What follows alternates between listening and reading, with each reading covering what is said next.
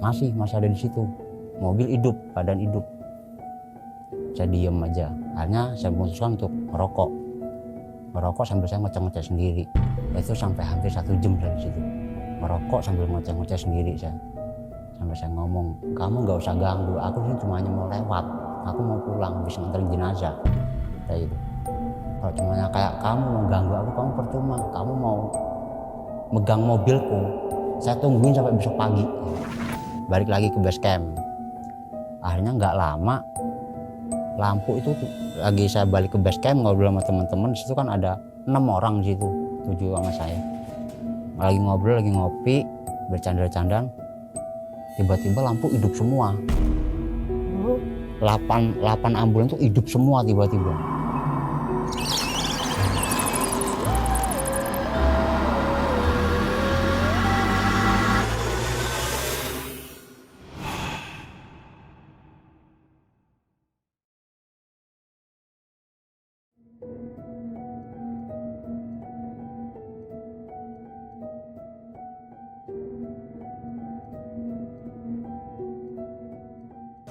Assalamualaikum warahmatullahi wabarakatuh. Ketemu lagi sama gue di Ratna Wulan Channel. Teman-teman, kali ini gue kedatangan seorang supir ambulan yang akan menceritakan pengalaman horornya selama beliau bekerja sebagai supir membawa jenazah ke luar kota. Gimana pengalamannya? Kita langsung aja sapa Bang Didi. Apa kabar Bang Didi? Alhamdulillah baik, sehat. Bang Didi waktu itu nih bawa ambulan ya Bang ya? Iya. Jadi driver ya Bang ya? Jadi driver. Udah berapa lama Bang? Saya dari tahun 2014. Oh udah lama ya Bang ya? 10 Iya. tahunan ya. Nah ini Bang Didi ceritanya ketika bawa ambulan kemana nih Bang? Ada jenazahnya nggak? Saya kalau untuk bawa jenazah itu emang kemana-mana ya, sampai keluar pulau juga ya itu sampai ke Sumatera juga. Tapi waktu itu saya juga pernah bawa ke wilayah Jogja, dan itu juga setelah mengantarkan jenazah dari Jakarta sini dan pulangnya itu ada, ya bisa dikatakan ada sebuah mistis yang seperti kayak cewek itu di tengah persawahan, jadi jauh sama pemukiman warga. Itu kurang lebih 4-5 kiloan lah masih itu. Jadi Bang, ditahan dulu Bang. Teman-teman jangan lupa like, comment, subscribe, dan share, serta bunyikan lonceng supaya tidak ketinggalan video-video saya yang selanjutnya. Jangan lupa juga follow Instagram dan TikTok Ratna Wulan Channel.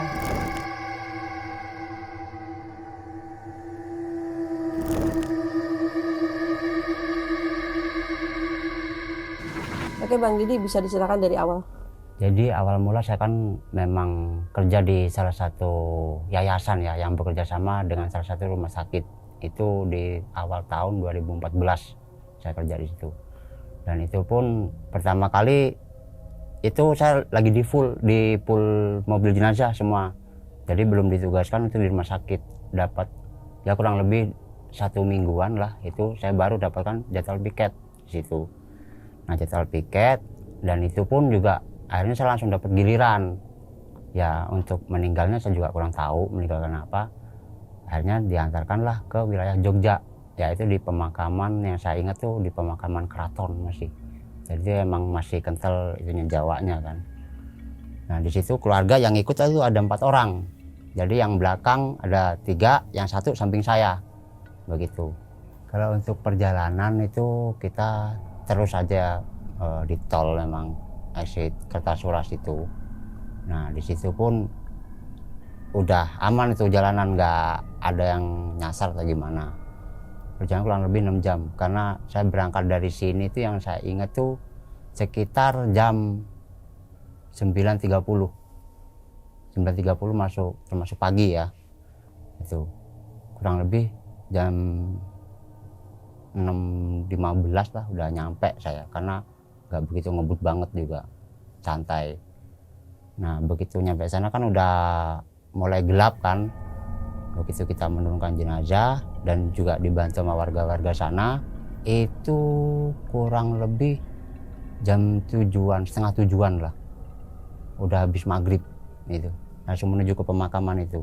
Jenazah diturun dari mobil, diangkat sama warga. Saya masih nunggu di mobil, tinggal nutup pintu mobil belakang kan. Dan ada seorang kakek-kakek yang saya panggil Pak D. Ya mungkin itu apakah juru kunci situ atau gimana. Itu Pak D itu lewat sambil ngeliatin saya. Mas, lihat apaan? Enggak Pak D gitu. Jangan diambil ya katanya. Nah mungkin Pak D itu ngelihat kalau saya tuh mungkin ngelihat ada sesuatu benda-benda pusaka di pemakaman keraton situ. Ya sejenis kayak keris, cambuk, itu banyak di sana. Yang satu yang seperti cambuk itu di samping tempat naro keranda, di situ ada cambuk. Terus yang kedua yang seperti keris itu di ujung makam tuh kayaknya udah tua juga, jadi untuk nisannya itu udah keropos juga di situ. Saya juga ngeliat kan, makanya Pak D itu negur saya, Mas jangan diambil ya katanya. Oh enggak Pak D. Akhirnya saya memutuskan untuk diem. Setelah jenazah itu diangkat, keranda kan dianterin tuh sama warga dan saya. Begitu dimasukin, saya langsung pamitan izin untuk pulang menuju ke Jakarta lagi. Karena kalau untuk istirahat atau ngeres bisalah di rest area di tol atau gimana gitu kan. Akhirnya tadinya pihak keluarga ngomong besok pagi aja Mas katanya, nginep aja. Wah enggak Ibu, udah, soalnya di rumah sakit mobil kan terbatas, masih ada 3 unit begitu. Akhirnya saya memutuskan untuk pulang, salaman juga sama si Pak D itu, si kakek-kakek itu. Nah akhirnya jarak kurang lebih 2,5 kilo. Akhirnya saya memutuskan pakai Google Map. Nah itu pun saya juga nggak ngelihat, setelah saya ketik langsung aja main jalan gitu, nggak ngelihat itu rute motor atau mobil gitu. Begitu jalan, pokoknya banyak tuh belokan ke kiri ke kanan. Akhirnya kok makin lama kok makin ke ujung perasaan. Cuma saya memutuskan nggak mungkin. Pertama banyak tuh pemukiman warga. Setelah itu jalan dapat kurang lebih 1 kilo atau 2 kiloan, kurang lebihnya segitu. Tuh jalannya sempit, pas-pasan satu mobil sama satu motor selisihan gitu aja. Dan saya memutuskan bener nggak ya gitu. Cuma di hati tuh berkata gitu, tapi di pikiran tuh bener nih kayak gitu. Ya udah akhirnya memutuskan jalan terus. Ternyata bener, jalannya agak gede, habis itu aman dong mikirnya. Nggak lama karena ada cabang itu, yang satu ke kiri atau ke kanan. Akhirnya saya memutuskan untuk ke kanan. Di mapnya ke kiri kayaknya nggak mungkin, kiri soalnya putar balik lagi, sering ke kanan. Begitu ke kanan, perumahan tuh makin dikit. Akhirnya lama-lama habis. Perumahan tuh habis, jadi jauh dari pemukiman. Akhirnya ya udah deh, karena jalannya agak gede kan, jadi saya terus jalan. Dapat kurang lebih 3,5 kilo atau 2,5 kilo gitu. Itu lampu utama saya mati. Itu pas ngelewatin habis pohon pisang, semak-semak belukar, lampu utama saya itu mati. Sampai akhirnya saya memutuskan untuk turun, sampai saya otak-atik semuanya, itu nggak hidup. Sekring saya cek juga nggak putus. Ya udah akhirnya pakai lampu hazard sama lampu atas rotator. Nggak lama, kurang lebih ya 500 meteran dah saya jalan, karena lampu penerangan kurang kan. Akhirnya nggak lama tuh hidup. Setelah hidup saya ngedim gini karena saking gelapnya, ada sosok putih. Saya kira ini paling orang biasa, tapi saya mikir juga orang biasa tuh nggak mungkin jalan kaki lewat sini, kecuali orang gila pun juga nggak bakalan jalan ke tempat gelap kayak gini. Akhirnya saya turun, saya panggil. Jam berapa? Itu kurang lebih jam 11:30. Itu saya panggil, Mbak gitu. Cuma diem pertama, nggak ada suara apa-apa, cuma diem. Mbak gitu, diem aja. Itu nangis merintis, gitu. Saya biarkan. Akhirnya saya memutuskan, ini orang kok saya panggil kok diem, tapi ujungnya nangis. Ada apa nih orang ini? Apakah karena habis ribut keluarga atau gimana? Saya kan nggak tahu. Saya panggil lagi, makin nangis tuh, makin suara lagi. Saya biarkan aja. Dan saya berpikir dalam hati, ini kan saya jauh dari pemukiman. Ini pasti bukan orang biasa. Pasti bukan orang ini saya. Gak lama, akhirnya saya memutuskan mau masuk ke mobil, dia noleh. Dia noleh, ya maaf aja, untuk matanya ini udah hancur semua mukanya. Mukanya hancur, dia memang baju putih, rambutnya panjang, mukanya hancur, matanya sebelah kanan itu udah mau copot. Saya sampai nyebut-nyebut gak karukan di situ, sampai gitu. Saya diem, biarkan. Akhirnya saya baca doa sebisa mungkin kan. Gak lama itu saya jalan pelan-pelan. Pokoknya kalau masih di situ, yang penting gak menghalangin saya aja, saya biarkan dia. Tapi kalau menghalangin ya saya tabrak terpaksa gitu. Ujung-ujungnya dia kan tetap di pinggir tuh. Saya lewat, ya emang biasa saya lewat akhirnya. Hanya udah nyebut berkali-kali, saya udah diem. Gak lama di mobil saya tuh rasanya berat. Saya gas tuh berat. Kayak di rem tangan gitu, saya gas berat sampai ngeden-ngeden gak karu-karuan. Ada apa ini? Perasaan udah ngelewatin yang seperti itu kan. Saya gas berat. Aduh. Padahal tuh untuk aspal, bukan aspal sih, coran. Coran kan kokoh emang. Jalan terus. Setelah jalan gak lama saya gas, tetap berat. Sampai rem tangan tuh saya coba untuk naikin, turunin, masih aman padahal itu, tapi saya gas berat. Ada apa ini? Begitu saya turun, ada sosok gede ternyata di belakang saya tuh. Jadi mobil saya tuh dipegangin gini, jadi seperti tangan megang kayu gini. Dari situ saya turun, dia jongkok, jadi kayak manusia megang mobil-mobilan gede tinggi. Itu mobil saya dipegangin gini, kan. Makanya saya turun, begitu turun nggak langsung ngeliat ke belakang. Saya turun diem, terus saya ngeliat di spion kelihatan tangan gede banget di mobil itu. Karena saya diem, begitu diem jalan ke depan mobil, baru saya lihat gede banget. Kalau orang walaupun ditumpuk 4 orang berdiri itu kurang tinggi masih. Jadi mobil itu nggak gerak. Saya baca doa lagi beberapa, gak lama masih ada di situ. Mobil hidup, badan hidup. Saya diem aja. Akhirnya saya memutuskan untuk ngerokok sambil saya ngoceh-ngoceh sendiri. Itu sampai hampir 1 jam saya di situ ngerokok sambil ngoceh-ngoceh sendiri saya. Sampai saya ngomong, kamu gak usah ganggu, aku ini cuma hanya mau lewat, aku mau pulang habis nganterin jenazah. Kayak gitu. Kalau cuma kayak kamu mau ganggu aku, kamu percuma. Kamu mau megang mobilku, saya tungguin sampai besok pagi. Saya juga nggak bakalan tidur, saya tungguin sampai besok pagi gitu. Akhirnya lama-lama karena saya ngoceh-ngoceh nggak jelas, dunia hilang itu. Yang berbentuk tangan megang itu hilang. Jadi akhirnya saya mutus masuk lagi.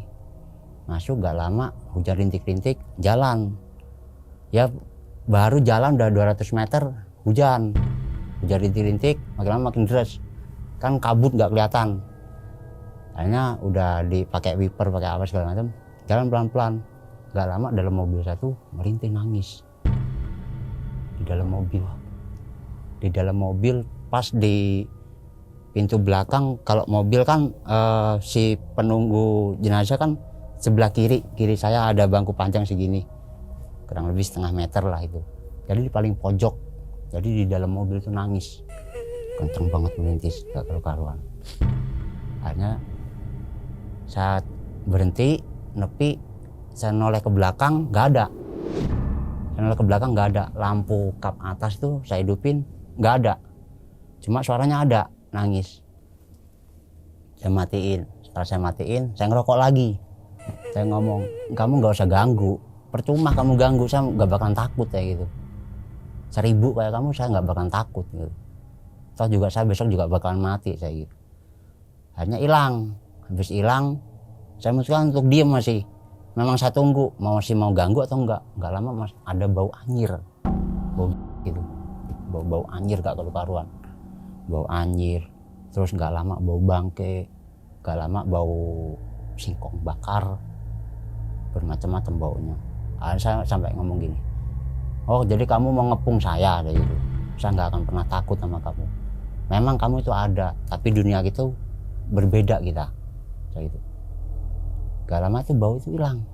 ganti bau wangi kayak bunga kenanga gitu, ganti bau wangi. Saya diam aja, ini siapa lagi yang mau datang, saya gitu. Jadi saya di mobil tuh bener-bener kayak orang gila ngomong sendiri, siapa lagi yang mau datang, ayo saya tunggu di sini, saya nggak bakalan jalan mobil saya tunggu, saya gitu. Akhirnya bau wangi itu masih lama di dalam mobil itu, kan mobil tuh kok cumanya pakai Stella saya kan. Nggak lama itu makin lama makin wangi banget, makin lama makin wangi. Mobil hidup, AC hidup, lampu saya tinggiin. Di depan saya ada kurang lebih 3 penampakan, yaitu kunti merah, terus yang putih pocong. Itu jadi kunti merah sebelah kiri, pocongnya tiduran, yang putih itu sebelah kanan, jadi zigzag gitu. Terus saya berhenti diem, ya saya tungguin memang kamu mau nyamperin saya atau saya yang ke situ, saya gitu. Cuma dia tetap stay di situ, dia nggak gerak nggak apa, karena sambil hujan kan.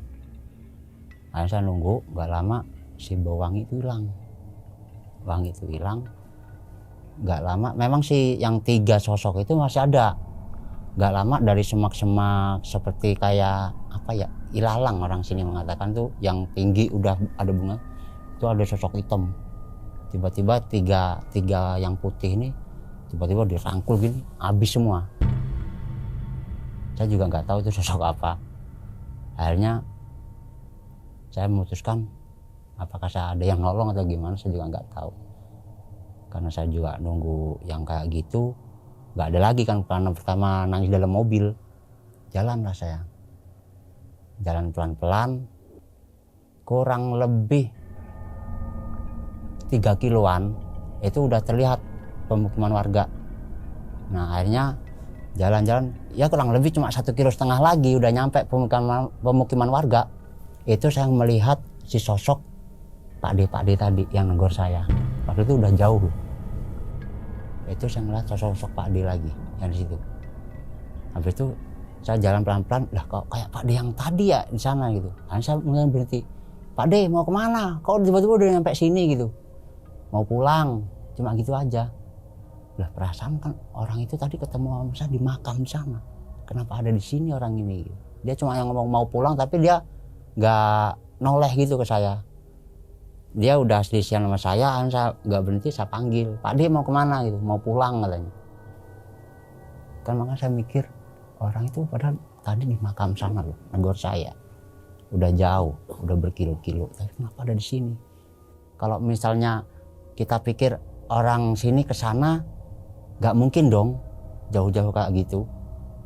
Dan ya udah saya biarkan. Cuma saya ngomong hati-hati Pak D gitu, nggak jawab lagi. Cuma yang ngomong mau pulang waktu saya tegur. Jalan sampai pemukiman warga, karena warung juga nggak ada yang buka, rumah pun tutup. Akhirnya saya ngeliat map, ternyata bener map saya itu salah, jalur motor. Akhirnya saya gantilah pakai mobil kurang lebih masih 3,5 kilo lagi. Nah jalan ada warung buka, akhirnya beli rokok saya di situ. Beli rokok situ, dia nanya orang warungnya, dari mana mas? Habis ngantar jenazah Pak gitu. Kemana? Ke Jogja, ke pemakaman keraton. Tadi lewat mana? Tadi lewat sana yang ada kebun-kebun pisang. Situ ngeliat apa aja di situ? Wah banyak. Ternyata warga situ udah pada tahu. Jadi kalau ada orang yang baru lewat situ udah pasti diganggu. Begitu. Oh berarti Saman tadi lama ya di sana? Lama saya Pak gitu. Akhirnya ngobrol tuh sama bapak-bapak warung. Lama saya Pak, mobil saya sempat mati lampunya, sempat hidup, saya gas tuh ngeden gitu. Pasti dipegang tangan ya gitu. Iya gitu. Kok bapak tahu itu? Iya waktu itu juga ada mobil pribadi lah situ, dipegang tangan orangnya sekeluarga pingsan semua. Hanya nggak lama, singkat cerita, saya udah pamitan sama orang warung. Lanjutnya perjalanan, karena saya saking capeknya, ngareslah di rest area saya. Nah di rest area saya tidur dulu sementara. Sedangkan saya kalau tidur itu pasti carinya yang di bawah pohon tapi nggak begitu rimbun banget. Maksudnya kalau misalnya saya tidur sampai besok pagi nggak terlalu panas gitu. Nah tidurlah saya di rest area. Nggak lama saya tidur tuh Ya ibarat kata kalau kata orang sini kayak tidur ayam lah, setengah-setengah sadar gitu. Jadi di muka saya tuh kayak ada kain gini, ya, lambai gini di muka saya. Sedangkan saya kan tidurnya kalau misalnya ngeres kan saya tidurnya pindah di tempat samping saya, bukan di pas di setir. Pindah karena kan belakang keranda. Jadi kan bisa saya miringin gitu bang, joknya. Agak jadi nggak lama udah agak setengah-setengah sadar, melek-melek ayam gitu diginiin muka saya. Cuma saya giniin lagi, saya giniin lagi. Habis itu ada suara nangis, ngerintis. Gitu. Saya noleh ke spion, nggak ada. Akhirnya karena saya kepengen kencing, akhirnya ke toilet dulu. Setelah ke toilet, orang travel samping saya denger, "Mas, mobilnya ada siapa mas?" Itu nggak ada pak, kenapa pak gitu. Itu tadi siapa yang nangis itu, temennya gitu. Kata si supir travel, nggak ada pak, saya habis nganter. Wah jangan-jangan yang dianterin tadi ngikut ya. Wah saya emang nggak tahu dah pak, emang denger apaan bapak? Itu ada yang nangis di mobilnya gitu. Masa sih gitu? Iya gitu. Terus tanyain sama ibu-ibu si penumpang travel, ibu denger orang nangis gak bu di mobilnya mas ini? Iya mas, nangisnya kenceng banget lagi. Saya kirain keluarganya nangis-nangis. Akhirnya dari, waduh ini kenapa sampai kesini-sini saya gitu. Nah saya biarkan.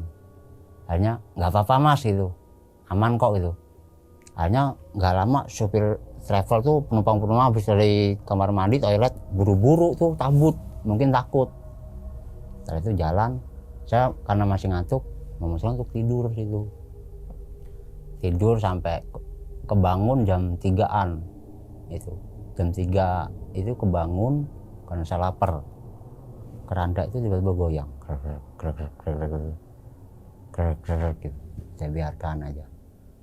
Akhirnya tadinya kan tidurnya gini ke arah pintu, karena keranda goyang, makin saya adepin aja tuh keranda. Saya ngadep ke keranda gitu. Sambil melek gini aja, saya liatin aja. Karena nggak gerak-gerak tuh keranda, saya ngomel di dalam mobil. Gerakin aja lagi terusin, gerakin terusin gitu. Kalau nggak gerak, bentar lagi saya yang gerakin gitu. Terus nggak gerak-gerak, karena kerandanya tuh sampai saya banting-banting, saya angkat di dalam mobil. Der gitu. Ayo gerakin gitu. Sampai orang-orang tuh pada yang di luar mungkin denger, sampai diketok-ketok saya, kenapa mas gitu sama orang-orang di luar saya. Gak apa-apa pak, lagi benerin keranda, saya ngomong. Oh kirain kenapa gitu, habis nganter, iya gitu. Habis itu orang pada minggir, saya ngomong lagi, ayo gerakin lagi gitu. Kamu kalau cuma ganggu kayak gini, kamu ganggu sama orang yang salah kamu gitu. Saya biar, akhirnya nggak ada kendala apa-apa lagi. Sampai 5:30 cuci muka, misalnya untuk jalan pelan-pelan ke arah Jakarta.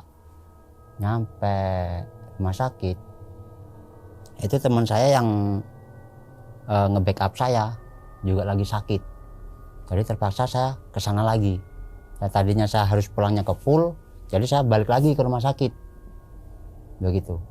Nah, nyampe situ kata si bos saya yang punya mobil yang kerja sama rumah saya itu, kamu di sini dulu ya, si Andri lagi sakit. Oh iya pak, nggak apa-apa pak gitu. Dan di situ pun kan mesnya kan berdekatan sama tempat peti, tempat keranda kan berdekatan, cuma ya samping-sampingan gini lah cuma. Nah akhirnya saya kan udah tidur situ karena saking capeknya tidur situ. Habis maghrib saya bangun teman-teman saya kok pada nggak ada gitu. Terus saya nanya ke si mbaknya, mbak anak-anak pada kemana? Oh pada ngopi, rumah tidur mulu dari tadi, capek mbak gitu. Oh ya udah gitu. Habis mandi bersih saya masuklah ke ruangan mes tuh. Nggak lama di tempat peti itu kayak ada orang benerin peti, geser-geser, rubuk gitu. Saya biarkan aja, mungkin teman-teman saya habis ngopi kali, lagi disuruh sama bos benerin peti. Ternyata saya ke situ nggak ada orang sama sekali. Nah saya keluar lagi nanya, anak-anak belum balik mbak? Belum gitu. Emang kenapa gitu? Nggak apa-apa gitu, pasti kamu dengar sesuatu ya di situ gitu. Kok mbak tahu mbak? Pasti kamu dengar peti kan gitu. Iya gitu, cuma udah biasa kalau orang baru gitu. Oh ya udah gitu. Nah dari situ jam 11.30 setengah 12 itu saya dapat lagi ke Indramayu, ngantar ke Indramayu. Sampai akhirnya membuat saya, gimana kamu, fisik kamu masih kuat nggak? Kuat pak, udah tidur tadi. Oh ya udah, ini deket kok cuma ke Indramayu. Ya pak. Itu pas malam Jumat manis ngantarnya. Jadi itu korban kecelakaan meninggal di situ.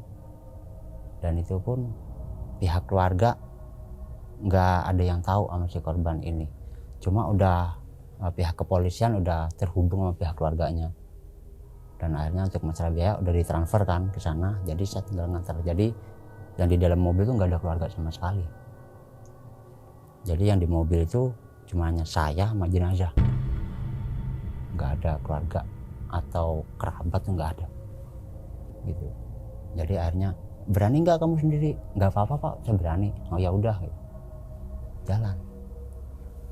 Jalan setengah 12 itu jalan jam 12-an lah, karena kan masih dibungkus apa segala macam kan, karena kepalanya sini tuh pecah. Jadi untuk di batok kepala sini tuh nggak ada. Itu yang mandiin saya sama tim teman saya juga gitu. Jadi batok kepala sini tuh nggak ada. Otaknya juga tinggal dikit otaknya.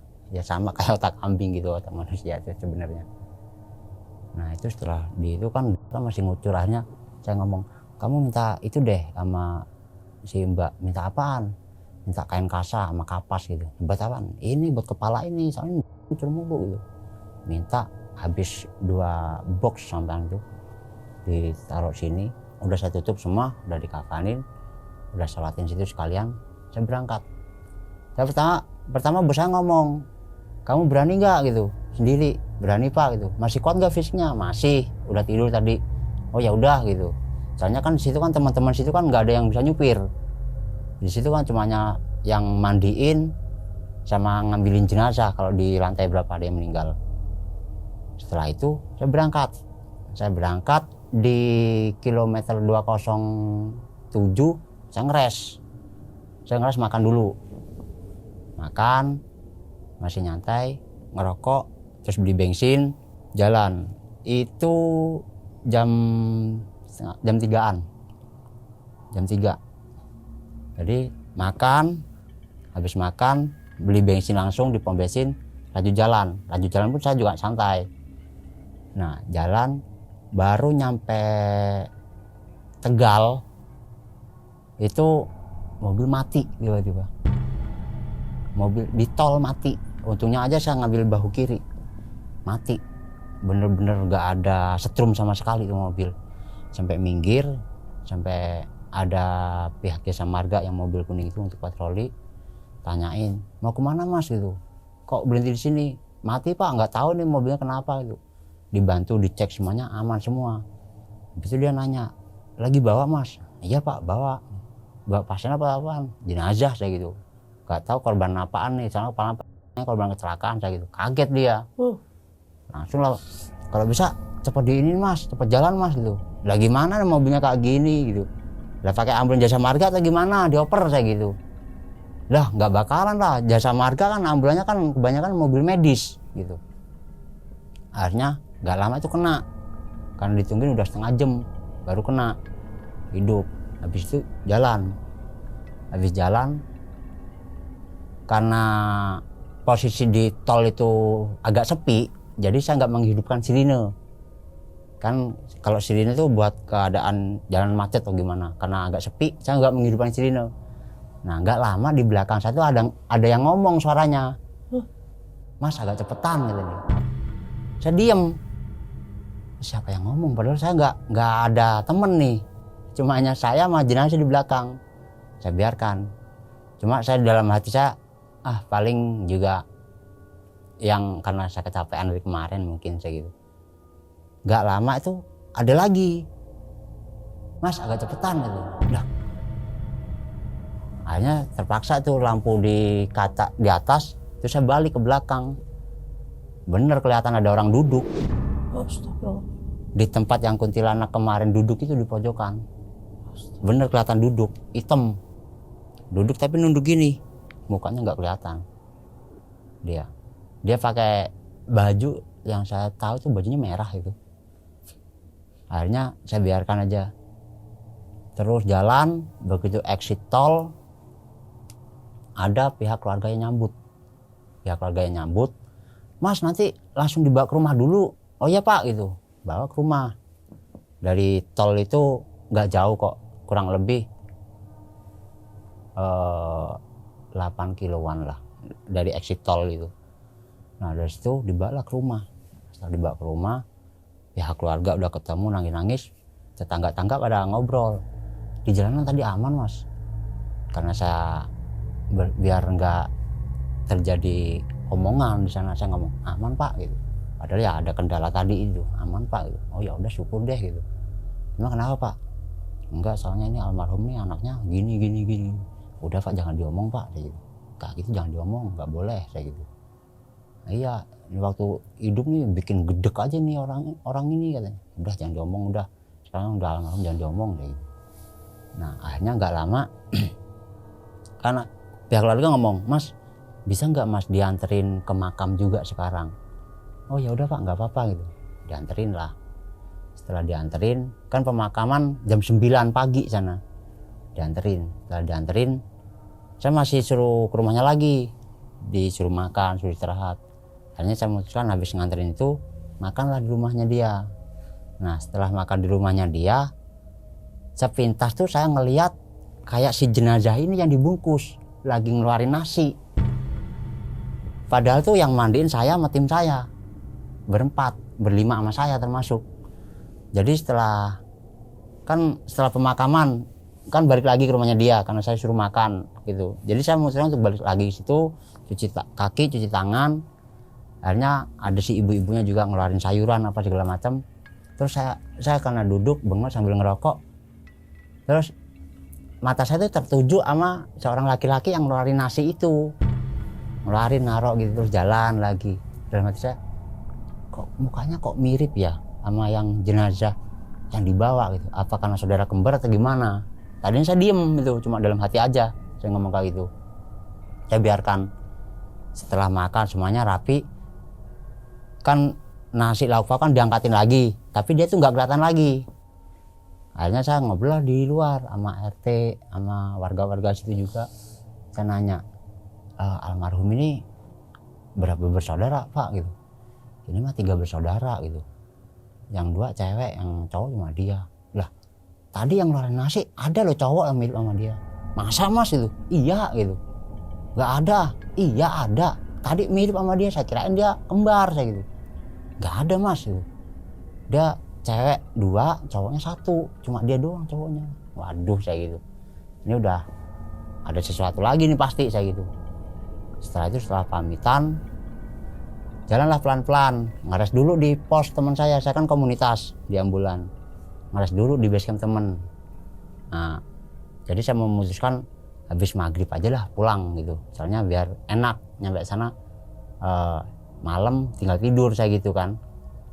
Ngares lah di tempatnya temen sampai 2,5 jam. Habis itu nggak lama bos saya telepon. Udah nyampe, udah Pak, udah selesai. Ini tinggal pulang. Ya udah kamu ngeres dulu deh, tidur dulu, santai gitu. Oh iya Pak gitu. Akhirnya saya memutuskan untuk ke base camp temen, ngobrol-ngobrol lah sambil ngopi, ngerokok bareng. Itu kan mobilku tuh kan ada 7, diparkirnya tuh di tempat-tempat tanah kosong memang. Nggak lama tuh punya mobil saya tuh kedip sendiri lampunya, ngedip. Akhirnya kata teman saya si Afri ngomong, bang mobil lo kedip, korslet kali ya? Apanya kedip gitu? Kedip, barusan kedip gitu. Ah nggak mungkin lah, lihat itu semua mobil juga ada di situ gitu. Hanya kagak percaya lo, saya biarkan. Nggak lama karena ngobrol-ngobrol sambil saya ngeliat itu benar kedip, terp didim saya. Kok kedip ya gitu. Lah iya mobil gua kedip, ada yang konslet kali ya saya gitu. Ya kali coba dicek, nggak ada. Nah mobil yang saya parkir punya saya, terus sebelah mobil yang saya parkir tuh punya teman saya, ada yang nangis di situ. Di mobil teman saya tuh ada yang nangis. Jadi nangis campur ngegereng itu gimana sih? Akhirnya saya biarkan. Lo habis bawa tadi? Kagak gitu. Lah ini di mobil dia nangis, buka deh gitu. Ah nggak mungkin lah, dengerin suaranya. Memang kecil suara nangisnya, denger dia akhirnya dibuka yang mobil samping teman saya itu dibuka, nggak ada emang, nggak tanya mobil sebelah ujung tiba-tiba lampunya hidup, tapi sirennya nggak bunyi, cuma hidup aja. Hanya wah ini mungkin gara-gara yang lu bawa ini kali ini, lah mana gue tahu saya kan gitu kan. Hanya samperin, begitu aman tuh. Udah dimatiin, mati. Balik lagi ke base camp. Akhirnya nggak lama, lampu itu lagi saya balik ke base camp ngobrol sama teman-teman. Situ kan ada 6 orang di situ, 7 sama saya. Lagi ngobrol, lagi ngopi, bercanda-candaan. Tiba-tiba lampu hidup semua. 8 ambulan tuh hidup semua tiba-tiba. Kaget tiba-tiba. Waduh. Wah, ini ada sesuatu dah, ini pasti dah gitu. Emang apa gitu? Tuh lihat mobil tuh hidup semua lampu gitu. Lah iya gitu. Udah akhirnya buru-buru samperin, pada dimati-matiin. Akhirnya saya ngomong, kamu jangan ganggu deh gitu, saya habis nganterin kamu. Saya tuh capek, saya pengen istirahat juga. Di sini juga sama tempatnya, sama seperti kamu juga, nggak usah ganggu saya gitu. Habis dimatiin udah. Akhirnya kata teman saya, wah yang lu bawa ini jangan-jangan waktu masa hidupnya gini-gini, udah nggak usah diomong itu, biarin saya gitu. Nah akhirnya saya memutuskan untuk pamit karena nggak enak sendiri sama teman-teman situ kan. Saya pamit sampai jam 7.30 ini saya udah memasukin wilayah Jakarta sini, udah mau masuk Cikampek lah, udah ngeres lagi saya di rest area. Diem ngerokok sambil berpikir, kenapa tadi saya lagi ngeres di tempat teman saya lampu sampai kayak gini semua, hidup semua gitu loh. Masa iya masih mau diganggu terus ya gitu.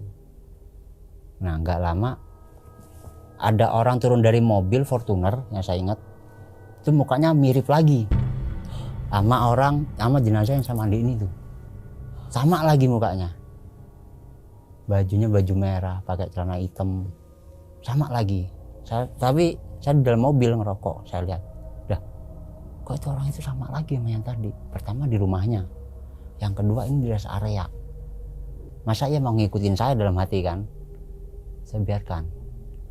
Gak lama, yang punya mobil Fortuner datang, bapak-bapak berdua sama istrinya. Buka, masuk, jebret, mobil jalan. Kok orang yang tadi mana, kok nggak ada, kayak gitu. Dalam hati saya udah ngomong nih, dalam hati saya diikutin saya kayak gitu. Entah maksudnya apa, ngikutin, apakah mau ada ucapan terima kasih atau gimana, saya nggak tahu ya gitu. Cuma dalam hati saya ngomong, saya diikutin nih kayak gitu. Akhirnya saya karena ngerokok belum habis, saya ngomong sama keranda pas di kepalanya. Saya bisa noleh gini, ngomong di keranda, kamu nggak usah ngikutin saya, kamu udah saya bantu, udah ketemu sama keluargamu, udah aku antar ke pemakaman juga, kamu nggak usah ngikutin. Sampai kamu tadi di tempat base camp teman saya, seluruh lampu kamu hidupin kayak gitu, sampai lampu kamu dim-dim, maksudnya apa? Udah, kita udah beda alam, saya cuma membantu kamu loh. Karena saya ngomong gitu nggak ada apa-apa kan, saya mikirnya. Nah akhirnya saya memutuskan mau jalan lagi nih, baru nyetar mobil, keranda saya tiba-tiba gini, kayak ada yang banting, der gitu. Kaget saya, waduh gitu. Banting aja terus kayak gitu. Saya ngomong baik-baik sama kamu, jangan sampai aku balik lagi ke makamu, aku bakar makamu, saya gitu. Akhirnya apa, nggak ada respon apa-apa lagi. Akhirnya saya udah memutuskan pulang sampai sini kurang lebih jam 9-an kayak. Kurang lebih jam 9-an. Akhirnya sama bos saya suruh, udah kamu langsung pulang aja di pool gitu. Oh iya pak gitu. Langsung ke pool. Nyampe pool kan memang tempatnya kan di basement bawah tuh ambulan. Di situ kan ada beberapa yang terbengkalai juga karena belum diservis, karena udah berkarat. Nah begitu masuk ke situ diganggu lagi saya, tapi sama yang lain lagi gitu, sosok anak kecil itu. Begitu saya buka gerbang, Kata bos saya, udah pulang, udah pak gitu. Gimana jalanan? Aman saya gitu.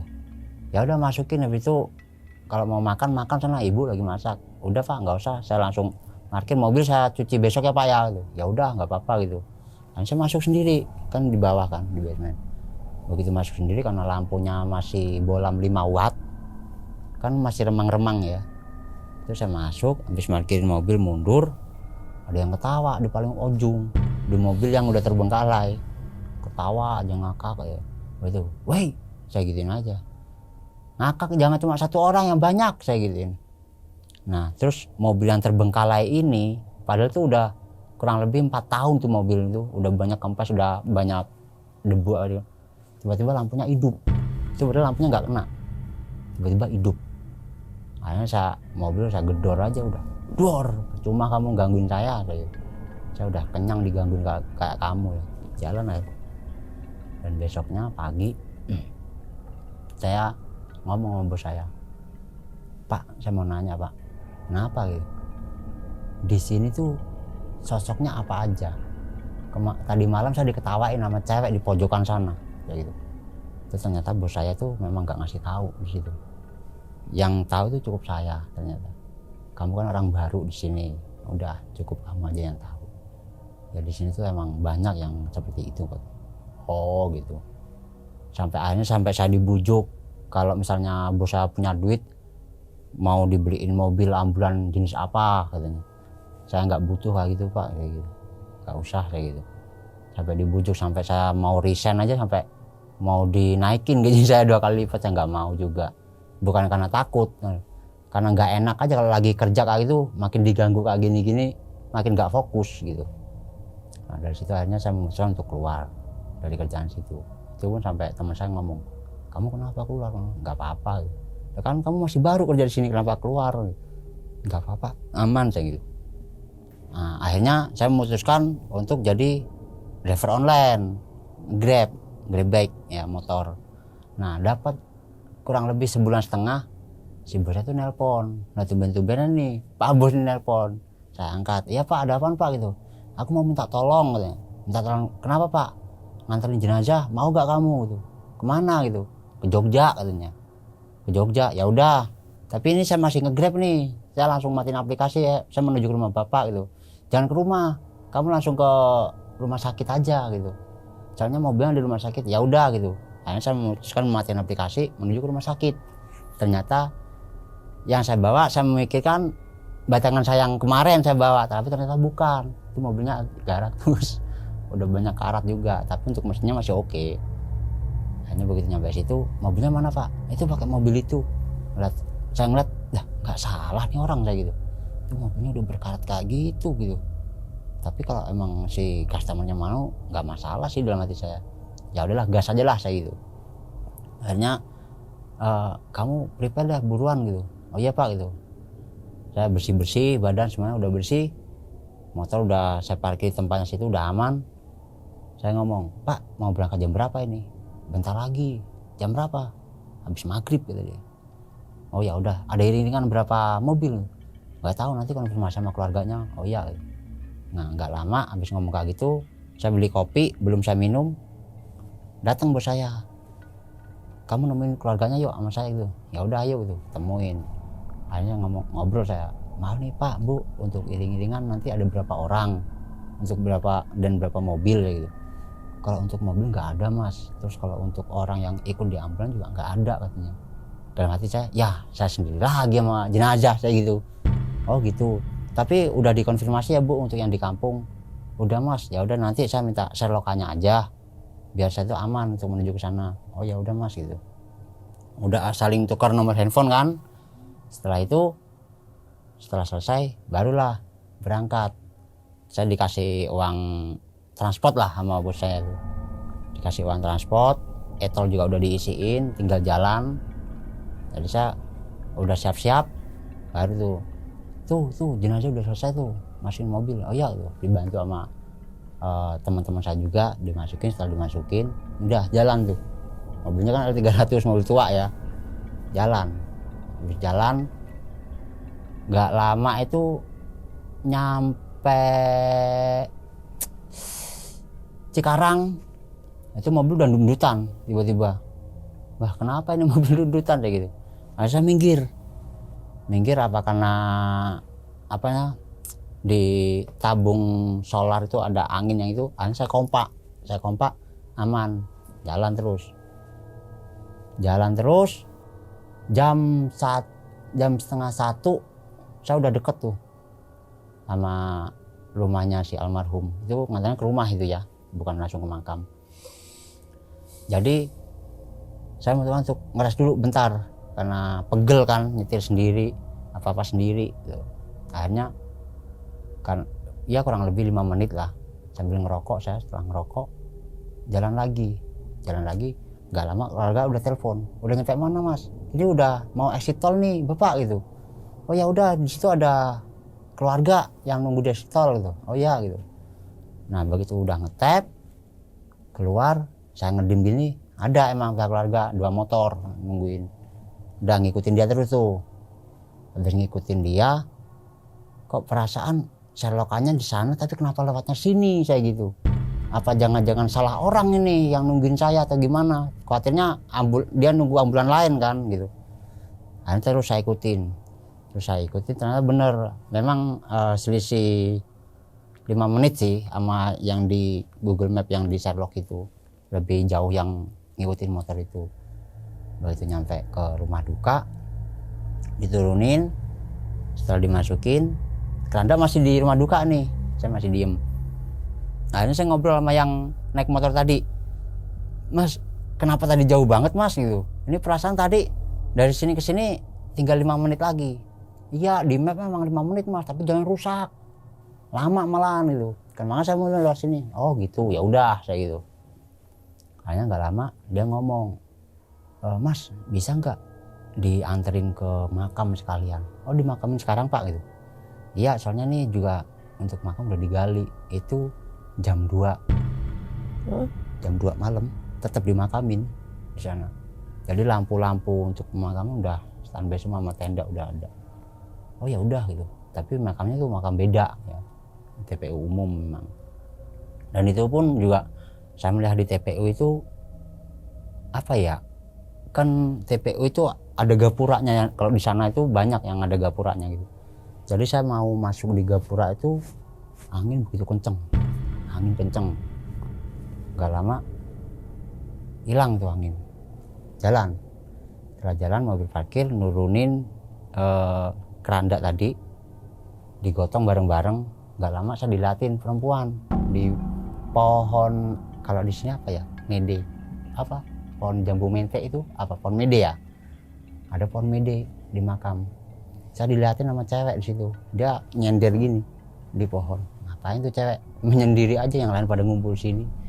Saya dilihatin, saya biarin aja. Nggak lama begitu saya masukin keranda sama warga situ, saya mundur mobil maksud saya biar keluar dari TPU situ di pinggiran jalan. Tiba-tiba warga situ ada yang teriak-teriak kesurupan. Kesurupan gini-gini. Akhirnya diangkat, dipegangin, nggak ada yang kuat orang. Nggak ada yang kuat. Jadi yang sini 5 orang mental semua. Nah saya ke situ, ada Pak Ustadz juga. Pak Ustadznya juga hampir diseruduk juga. Sampai minggir, sampai Pak Ustadz baca doa. Akhirnya si orang yang kerasukan itu ngeliatin saya. Akhirnya saya ngomong, kamu ngapain masuk sini gitu. Dia diem aja. Akhirnya dia ngomong, kamu dari tadi aku liatin kenapa nggak ngerespon, kata dia. Nah, ngapain aku ngerespon kamu, saya gitu. Oh berarti kamu yang di pohon mede tadi ya ngeliatin saya ya? Ya kata dia. Terus kamu mau minta apa, saya gitu. Mau minta rokok, kata dia. Kalau rokok nggak ada, saya gitu. Kalau minta rokok nggak ada, saya gitu. Kalau selain rokok ada, gitu. Soalnya kalau minta rokok itu banyak kejadian 2-3 hari orangnya jatuh sakit dan mati.